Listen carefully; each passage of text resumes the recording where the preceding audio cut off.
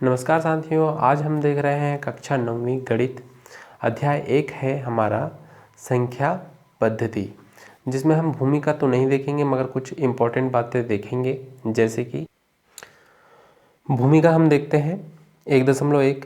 पिछली कक्षाओं में आप संख्या रेखा के बारे में पढ़ चुके हैं और वहां आप यह भी पढ़ चुके हैं कि विभिन्न प्रकार की संख्याओं को संख्या रेखा पर किस प्रकार निरूपित किया जाता है।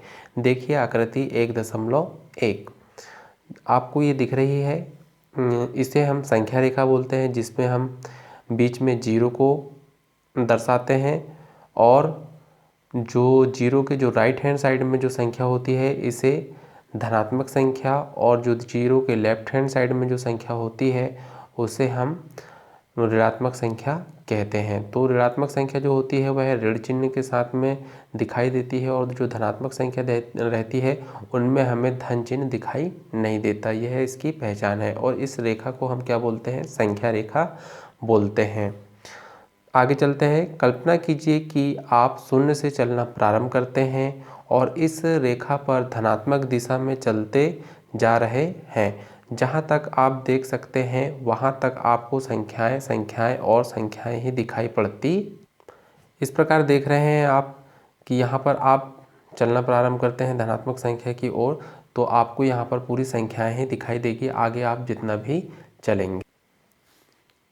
अब मान लीजिए आप संख्या रेखा पर चलना प्रारंभ करते हैं और कुछ संख्याओं को एकत्रित करते जा रहे हैं। इस संख्याओं को रखने के लिए एक थैला तैयार रखिए। संभव है कि आप 1, 2, 3 आदि जैसी केवल प्राकृत संख्याओं को उठाना प्रारंभ कर रहे हो। आप जानते हैं कि यह सूची सदैव बढ़ती ही जाती है। क्या आप बता सकते हैं कि ऐसा क्यों? अतः अब आपके थैले में अपरिमित रूप से अनेक प्राकृत संख्याएं भर जाती है।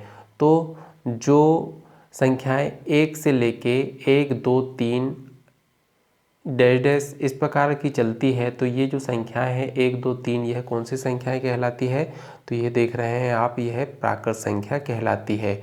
और आपको याद होगा कि हम इस संग्रह को प्रतीक n से प्रकट करते हैं। प्राकृत संख्या को हम नेचुरल नंबर बोलते हैं, इसलिए हम इसे कैपिटल N से प्रकट करते हैं।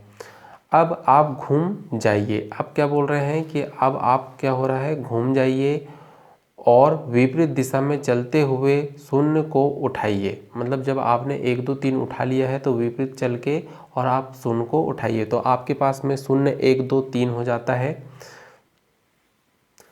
इस प्रकार हम देखते हैं कि प्राकृत संख्या बराबर से होता है हमारा नेचुरल नंबर, जिसे हम n से प्रकट करते हैं। तो n बराबर से होता है हमारा 1, 2, 3 डैश डैश डैश। अब बोल रहा है अब आप घूम जाइए और विपरीत दिशा में चलते हुए शून्य को उठाइए और उसे भी थैले में रख दीजिए। अब आपको पूर्ण संख्याओं होल नंबर्स का एक संग्रह प्राप्त हो जाता है, जिसे प्रतीक W से प्रकट किया जाता है। तो आपके थैले में अब क्या क्या है? तो प्रतीक W से हम किन किन संख्याओं को दर्शाते हैं? 0, 1, 2, 3 डैश डैश डैश। तो यह जो संख्या है आपके थैले में हो जाती है। अब 1, 2, 3 के साथ आपके पास में 0 भी हो जाता है, जिसे हम पूर्ण संख्या कहते हैं और इस इंग्लिश में हम इसे होल नंबर कहते हैं और इसे W से प्रकट करते हैं। और इसे लिखने का जो तरीका होता है वो इस प्रकार होता है। आगे चलते हैं। अब आपको अनेक अनेक ऋणात्मक पूर्णांक दिखाई देते हैं। आप इन सभी ऋणात्मक पूर्णांकों को अपने थैले में डाल दीजिए। क्या आप बता सकते हैं कि आपका यह नया संग्रह क्या है? आपको याद होगा कि यह सभी पूर्णांकों इंटीजर्स का संग्रह है और इसे प्रतीक Z से प्रकट करते हैं। तो Z से प्रकट करते हैं उसे हम पूर्णांक कहते हैं और इन्हें इंटीजर्स भी कहते हैं। और इनमें क्या क्या संख्याएं आती है? तो इसमें 1, 2, 3 तो आता है, फिर हमने 0 को उठाया, उसके बाद में संख्या रेखा में हमें ऋणात्मक संख्या मिलती है, जिन्हें हम उठा के अपने थैले में डाल लेते हैं। तो हमारे थैले में अब है 1 2 3 के साथ 0 और ऋण 1 ऋण 2 डैश डैश डैश और इधर भी डैश डैश डैश, मतलब धनात्मक संख्या 0 और ऋणात्मक संख्याओं का जो संग्रह है वह पूर्णांक कहलाता है और इसे हम z द्वारा प्रकट करते हैं। अब देखते हैं क्या अभी भी रेखा पर संख्याएं बची रहती है। निश्चित रूप से ही रेखा पर संख्याएं बची रहती है। ये संख्याएं 1/2, 3/4 या ऋण 2005/2006 जैसी संख्याएं भी है। यदि आप इस प्रकार की सभी संख्याओं को भी थैले में डाल दें तब यह परिमेय संख्याओं रैशनल नंबर्स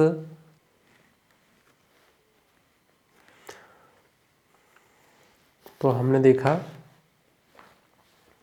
का संग्रह हो जाएगा। परिमेय संख्याओं के संग्रह को Q से प्रकट किया जाता है। अंग्रेजी शब्द रैशनल की व्युत्पत्ति अंग्रेजी शब्द रेशो से हुई है और अक्षर Q अंग्रेजी शब्द कोटिएंट से लिया गया है। और अब आपको याद होगा कि परिमेय संख्याओं की परिभाषा इस प्रकार दी जाती है। संख्या R को परिमेय संख्या कहा जाता है यदि इसे P/Q के रूप में लिखा जा सकता है। तो हमारे पास अब थैले में जो है 1 2 3 के अलावा 1/2 जैसी परिमेय संख्याएं, 0 ऋण 1 ऋण 2 और डैश डैश ऋण 2005/2006 जैसी संख्याएं हैं जिन्हें हम क्या कह रहे हैं, तो जिन्हें हम कह रहे हैं परिमेय संख्या। और इसे कैसे दर्शाया जाता है, तो इसे हम कैपिटल Q से दर्शाते हैं। और आगे देखते हैं तो परिमेय संख्या की हमको परिभाषा बताता है। संख्या R को परिमेय संख्या कहा जाता है यदि इसे P/Q के रूप में लिखा जा सकता हो, जहाँ P और Q पूर्णांक है और Q ≠ 0 है। यहाँ हम इस बात पर बल क्यों देते हैं कि Q ≠ 0 होना चाहिए। तो दोस्तों जिन संख्याओं के बटे में 0 आ जाता है वह अपरिभाषित हो जाता है, इसलिए हम यहाँ पर विशेष रूप से ध्यान देते हैं कि Q का मान जो है, जो हमारा हर का मान है वो है कभी भी 0 के बराबर नहीं होना चाहिए। अगर हर हमारा 0 हो गया तो इसका मान जो होगा वो अपरिभाषित या अनंत हो जाता है। अब हमें कह रहा है आप यह भी जानते हैं कि परिमेय संख्याओं का P/Q के रूप में अद्वितीय यूनिक निरूपण नहीं होता है, जहां P और Q पूर्णांक है और Q ≠ 0 है। उदाहरण के लिए 1/2 बराबर से 2/4 बराबर से 10/20 बराबर से 25/50 बराबर से 47/94 आदि ये परिमेय संख्याएं तुल्य परिमेय संख्याएं या भिन्न है। फिर भी जब हम यह कहते हैं कि P/Q एक परिमेय संख्या है या जब हम P/Q को एक संख्या रेखा पर निरूपित करते हैं तब हम यह मान लेते हैं कि Q ≠ 0 और P और Q का एक अतिरिक्त अन्य कोई उभयनिष्ठ गुणनखंड नहीं है, अर्थात P और Q असहभाज्य संख्याएं को प्राइम नंबर्स है। अतः संख्या रेखा पर 1/2 के तुल्य अपरिमित रूप से अनेक भिन्न में से हम 1/2 लेते हैं जो सभी को निरूपित करती है। अब हम इसके बाद में देखते हैं उदाहरण 2, 1 और 2 के बीच 5 परिमेय संख्याएं ज्ञात कीजिए। इसकी हम वैकल्पिक विधि देखेंगे। पहली विधि हमें नहीं देखना है। आपको याद होगा कि R और S, तो R और S तो हम यहाँ पर 1 को R मान सकते हैं और 2 को S मान सकते हैं। उसमें 2 का भाग देंगे तो हमें एक परिमेय संख्या प्राप्त होगी। फिर उसमें हम किसी एक का मान चेंज करके और फिर से जो आया है उसे R और 1 या 2 को S मान के फिर से 2 का भाग देंगे तो दूसरी परिमेय संख्या ज्ञात होगी। लेकिन हम इसके लिए एक वैकल्पिक विधि का उपयोग करते हैं। हल 2 है। एक अन्य विकल्प है कि एक ही चरण में सभी 5 परिमेय संख्याओं को ज्ञात करना। तो यह कैसे ज्ञात कर सकते हैं, हम कर लें। क्योंकि हम 5 संख्याएं ज्ञात करना चाहते हैं इसलिए हम 5-1 अर्थात 6 को हर लेकर 1 और 2 को परिमेय संख्याओं के रूप में लिखते हैं। अर्थात कैसे लिख सकते हैं? तो 1 को हम लिख सकते हैं 6/6 और 2 को हम लिख सकते हैं 12/6। तब आप यह देख सकते हैं कि 7/6, 8/6, 9/6 और 10/6 और 11/6 सभी 1 और 2 के बीच स्थित परिमेय संख्याएं हैं। तो अब ये कैसे निकली हमारी?